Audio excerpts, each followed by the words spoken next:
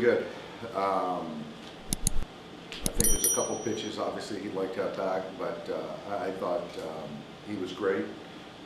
Plays that didn't get made, he picked us up and went deep in the ball game. Just what we needed. So I thought the stuff across the board, I thought his slider, cutter really played today, and the fastball usage, used it when he needed to. As far as kind of consistency, that you feel like he's kind of back to that place where we've kind of grown accustomed to him being active for like 6, 7 innings. Yeah. You know, he just had a little hiccup there for a couple, 2, 3 starts. But outside of that, he's been the guy that we've counted on. And you know, even today, I mean, I thought he was very efficient, and there was still an opportunity if we wanted to get him into the 8th inning.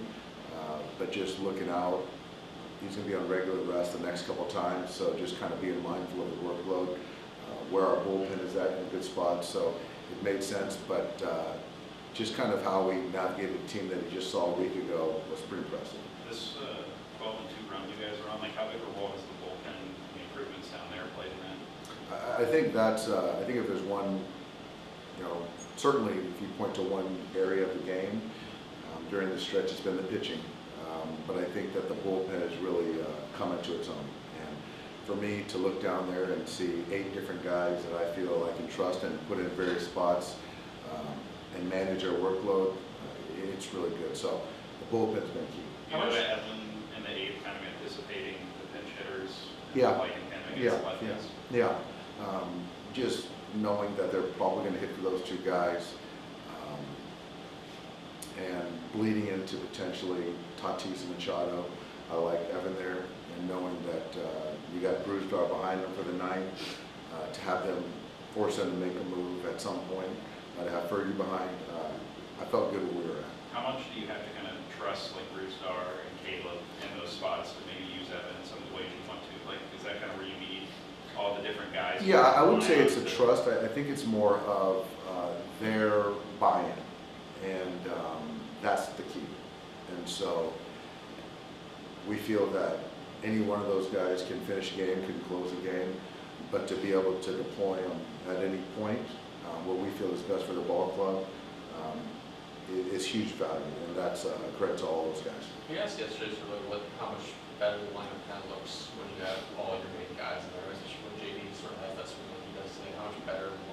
I mean, it's relentless. I mean, I think that you saw how Musgrove had to grind today. You know, you got James Allen hitting 7. It's a pretty lengthy lineup, and I thought we could have got to him a little bit earlier.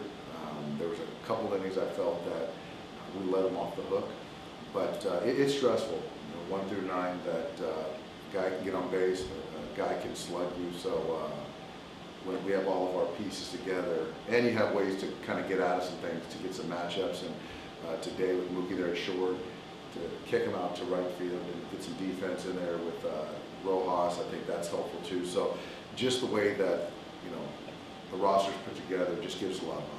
You mentioned just those couple hiccups over the last month. What do you feel like he cleaned up or got back to? I think, you know, some mechanically, but I think there's a little bit of, he's been more intentional from pitch 1. I don't know all the results as far as the first inning, but for me, from the outset, there's conviction behind every throw. So from pitch 1 to pitch, you know, call it 90, 95, 100. That's what I see. Whereas I think feeling his way into a game in that little rut was more commonplace than it is the last couple, 2, 3. Those 2 7-8 performances been against some pretty deep lineups. What's your biggest takeaway of how he's been able to navigate those tough lineups? Well, I think the biggest takeaway is that he's got weapons to get lefties out, to get righties out, to go through 3 times. He's not a 2-pitch pitcher, and if something's not working, he can always pivot to something else. So I think that, you know, those elite starting pitchers, to be able to see a team 1 week prior, to go deeper into a game, to be efficient, you've got to have a pitch mix, and he's got it. All the rivalry stuff aside, like everyone kind of looked at that team as your biggest competition in the West this year. To have a 6-game lead on them this early, how important is that? And be playing well against them like you guys have. It's important. I think that's important to where we're at right now, and it's good that we're playing good baseball, winning baseball. I'd argue now, more importantly, is we just got to continue to play good baseball. So we've done the work to put ourselves in a good spot right now. We got a chance to really go for the jugular tomorrow, and that's our intent. Since he's come back, is JD's impact quality looks maybe a little sharper than it was before the injury?